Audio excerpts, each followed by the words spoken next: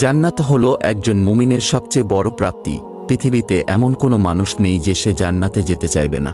জান্নাত হলো চিরসুখের স্থান, আর জাহান্নাম হলো ভয়ঙ্কর আযাবের স্থান। জান্নাতে যাওয়ার কিছু সহজ আমল, যে আমলগুলো করলে সহজেই জান্নাতে যেতে পারবেন। রাসূলুল্লাহ সাল্লাল্লাহু আলাইহি ওয়াসাল্লাম তার উম্মতের জন্য জান্নাতে যাওয়ার অনেক আমলের বর্ণনা দিয়েছেন। এসব আমল বান্দার অপরাধ ও পাপ থেকে মুক্ত থাকার মাধ্যমে জান্নাতে যাওয়া সুনিশ্চিত করে।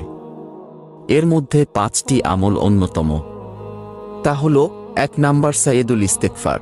যে ব্যক্তি দিনের বেলায় আন্তরিক বিশ্বাসের সঙ্গে এই ইস্তেগফারটি পড়বে, সে যদি সন্ধ্যার আগে মারা যায় তবে সে জান্নাতি হবে।